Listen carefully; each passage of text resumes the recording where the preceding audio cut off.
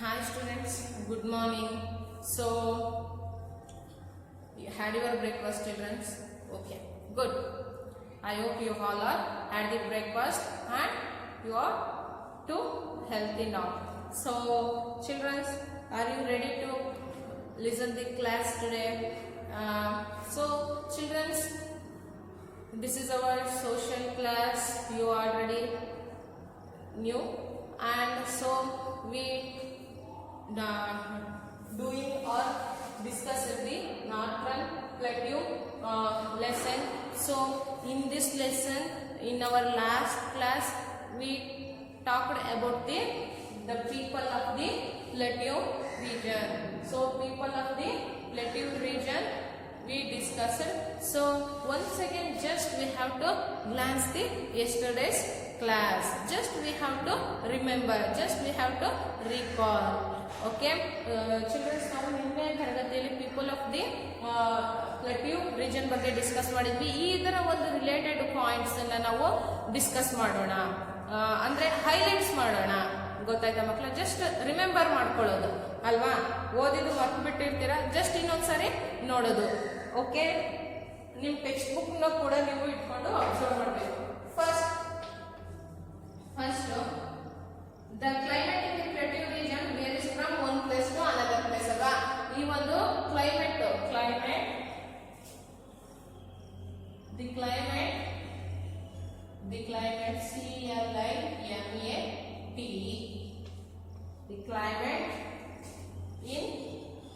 the climate in the plateau region, plateau region, REGION, plateau region varies from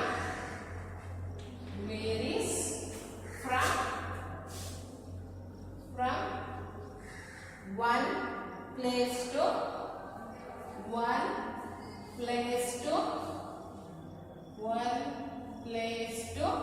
another place.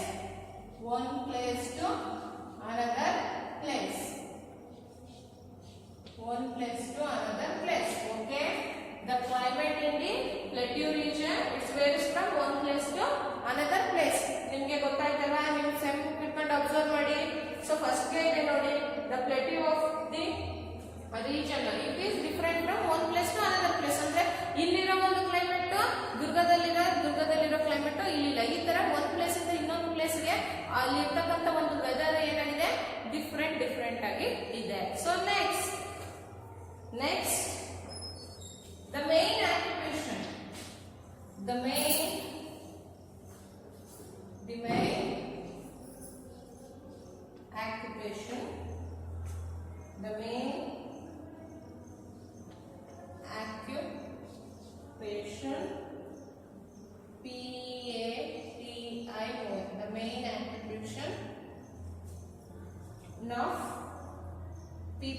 main occupation of people here. People here what are agriculture and mining.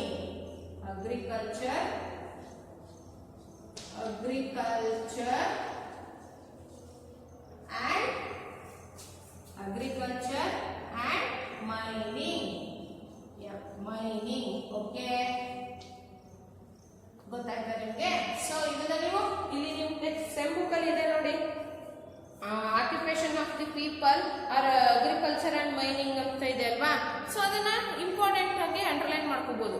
ಗೊತ್ತಾಯ್ತಾ? So next ಇದನ್ನ ಒಂದ್ಸರಿ ನೀಟಾಗಿ ನೋಡ್ಕೊಳ್ಳಿ ಮಕ್ಕಳ, rub ಮಾಡ್ತೀನಿ. Next ಬೇರೆ ಒಂದು importance ಏನು ಈ ಒಂದು ಪೀಪಲ್ ಆಫ್ ದಿ ಪ್ಲೇಟ್ಯೂ ಅನ್ನೋದನ್ನ ನಾವು ಪಾಯಿಂಟ್ಸ್ ನ ಹೈಲೈಟ್ಸ್ ಮಾಡೋಣ. ಸೊ ಮುಗಿತಾ ಮಕ್ಕಳ? ಸೊ ರಬ್ ಮಾಡ್ತಿದ್ದೀನಿ.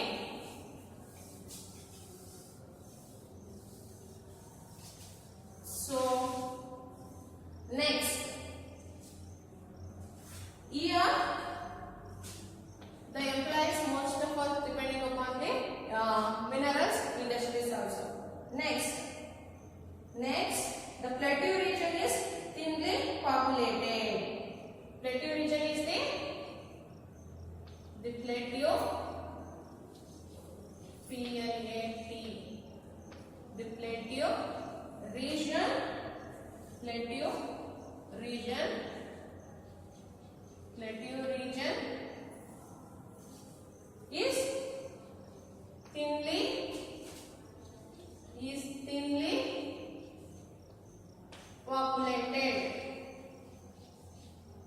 thinly populated. ಓಕೆ ನೋಡಿ, ಈ ಒಂದು ಪ್ಲೇಟ್ಯೂ ರೀಜನ್ ಒಂದು ಕಡಿಮೆ ಜನಸಂಖ್ಯೆನ ಹೊಂದಿರತಕ್ಕಂತ ಒಂದು region. Next, so the Malwa Chota Nagpur plateaus are covered by deciduous forest. Okay, so the Malwa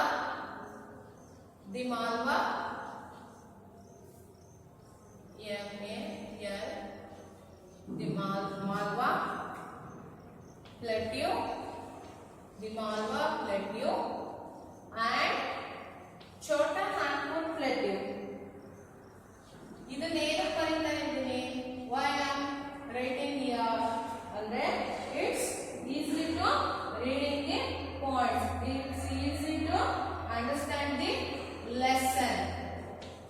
Chota Nagpur plateau. Okay, Chota Nagpur plateau.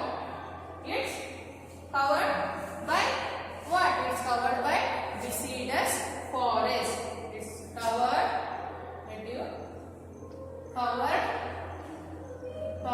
by deciduous forest. Deciduous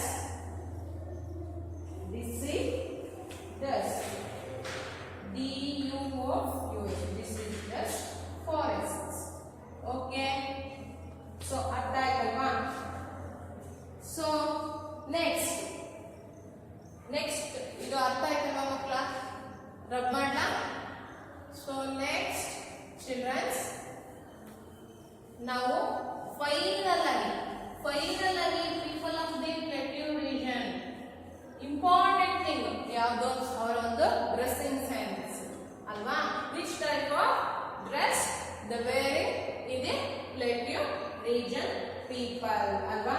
So here the men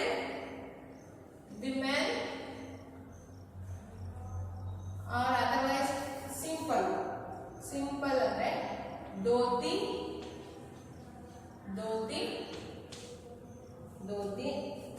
achkan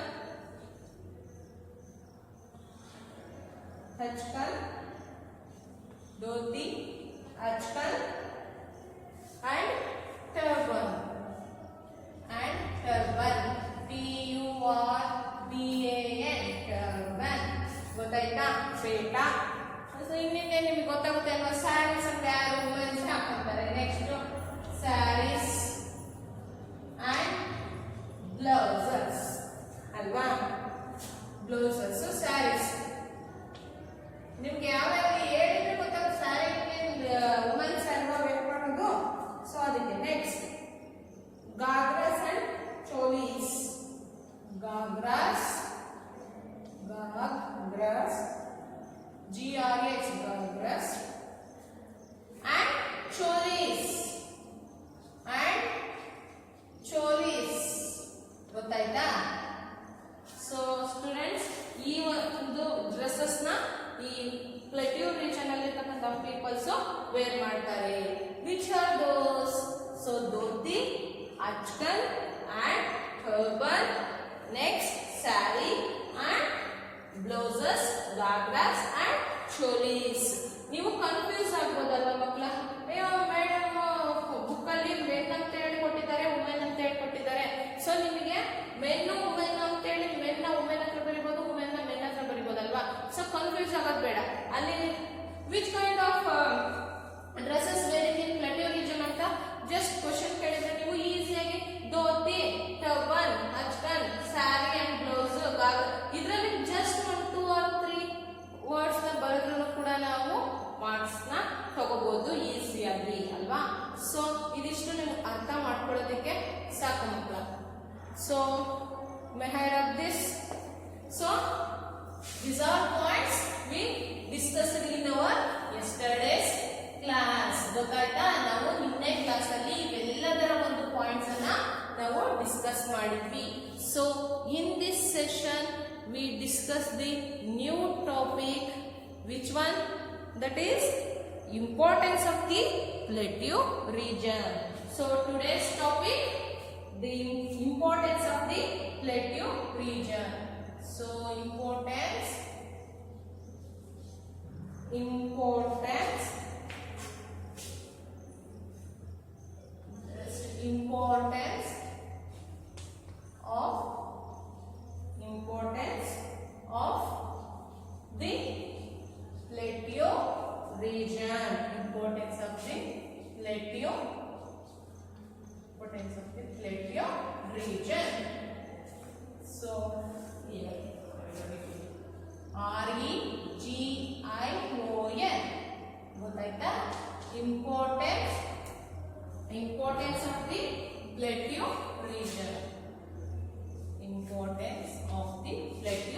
region.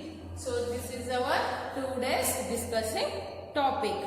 So children, we already coming to the end of the lesson. ನಾವು ಅಂದ್ರೆ ನಾವು ಈಗಾಗಲೇ ಈ lesson ನ ನಮ್ಮ ಸೌತ್ರನ್ ಪ್ಲೇಟ್ಯೂ ನ ಕೊನೆಯ ಭಾಗಕ್ಕೆ ಬಂದಿದ್ದೀವಿ. ಸೊ ಪೇಜ್ ನಂಬರ್ 214 ಅಲ್ಲಿ ಇದೆ ನೋಡಿ, the importance of the plateau region. So ಇದನ್ನ ನಾನೀಗ ನಿಮ್ಗೆ ಹೇಳ್ತಾ ಇದ್ದೀನಿ. ಸೊ ಎಲ್ಲರೂ ಕೂಡ importance of the plateau region ನ ನೋಡ್ಕೊಳ್ಳಿ ಮಕ್ಕಳ. So the first point, the forest of the plateau region provided timber. So the forest of the plateau region provide timber. Nodi, so in plateau region so many deciduous trees is there. So the plateau of the region, so it's covered by the thick forest of the deciduous forest, especially it's covered by the mainly covered by the deciduous forest. So ಇಲ್ಲಿ ಅತಿ ಹೆಚ್ಚು ಮರಗಳು ಅಂದ್ರೆ deciduous forest ಗಳು ಇರೋದ್ರಿಂದ so here so many timbers, like ಅಂದ್ರೆ ಮರದ ಒಂದು ಅವೈಲಬಿಲಿಟಿ ಜಾಸ್ತಿ ಇರುತ್ತೆ. So it's provide the timber ಅಂದ್ರೆ ನಮಗೆ ಮನೆಗಳನ್ನ ಕಟ್ಸೋದಕ್ಕೆ ಇರ್ಬೋದು, ಇನ್ನೊಂದು ಯಾವುದೋ ವುಡ್ ವರ್ಕಿಗೆ ನಮಗೆ ಈ ಮರಗಳ ಒಂದು ದಿಣ್ಣೆಗಳು ತುಂಬಾ ಇಂಪಾರ್ಟೆಂಟ್ ಅಲ್ವಾ. ಸೊ ನಮಗೆ ಬೇಕಾಗಿರ್ತಕ್ಕಂಥ ಒಂದು ವುಡ್ ಅನ್ನ ಈ ಫಾರೆಸ್ಟ್ಗಳು ನಮಗೆ, ಈ ಒಂದು ಪ್ಲೇಟ್ಯೂ ರೀಜನ್ ಫಾರೆಸ್ಟ್ಗಳು ನಮ್ಗೆ ಏನ್ ಮಾಡ್ತವೆ, ಪ್ರೊವೈಡ್ ಮಾಡುತ್ತೆ. So the main point is the forest of the plateau region provide timber ಅಂದ್ರೆ ನಮಗೆ ಮರಗಳನ್ನ ಪ್ರೊವೈಡ್ ಮಾಡುತ್ತೆ. Next, the black soil formed from the lava emitted by the volcanoes is very fertile and suitable for growing cotton, sugarcane, rice, millets and oil seeds.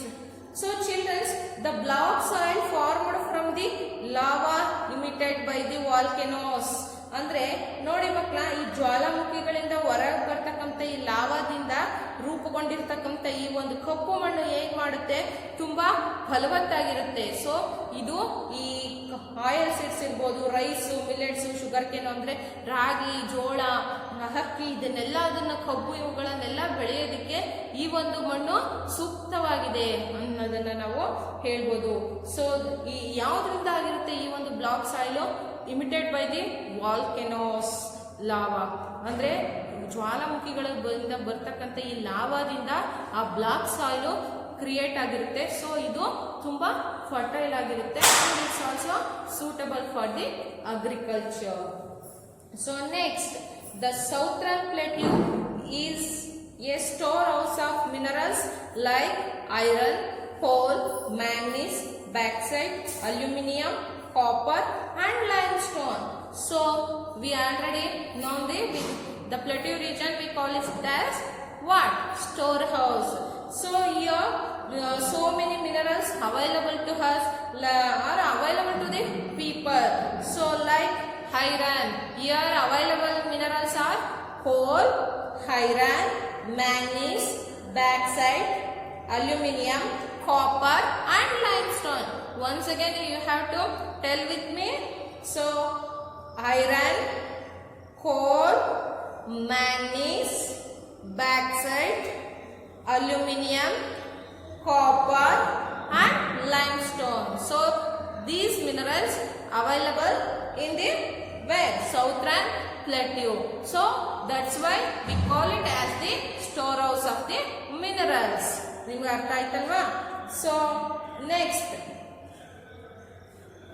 multi-purpose dams across the large fast flowing rivers of this region are used for generating hydroelectricity. Multipurpose dams ಈ ವಿವಿಧ ದೇಶಗಳಿಗಾಗಿ ಡ್ಯಾಮ್ಗಳಿಗೆ ಅಣೆಕಟ್ಟನ್ನು ಕಟ್ಟಿರೋದ್ರಿಂದ, ಆ ಅಣೆಕಟ್ಟು ಕಟ್ಟಿರೋದ್ರಿಂದ ಅದರ ನೀರಿನಿಂದ ನಾವು ಈ ಒಂದು hydro ಎಲೆಕ್ಟ್ರಿಸಿಟಿನ ಅಂದ್ರೆ ವಿದ್ಯುತ್ ಉತ್ಪಾದನೆ ಮಾಡೋದಕ್ಕೂ ಕೂಡ ನಮಗೆ it's used to peoples. Next, the hill stations wildlife sanctuaries and places of pilgrim of the region attract tourists. So ಈ ಒಂದು ಹಿಲ್ ಸ್ಟೇಷನ್ಸ್ ಅಲ್ಲಿ, ಈ ಒಂದು ಹಿಲ್ ಸ್ಟೇಷನ್ಸ್ ಇರ್ಬೋದು, ವೈಲ್ಡ್ ಲೈಫ್ ಅಂದ್ರೆ ಮೃಗಾಲಯಗಳಿರ್ಬೋದು, ಈ ಬೆಟ್ಟ ಗುಡ್ಡಗಳಿಗೆ ಟ್ರಿಪ್ ಹೋಗ್ತಿರಲ್ವ ಮಕ್ಕಳ.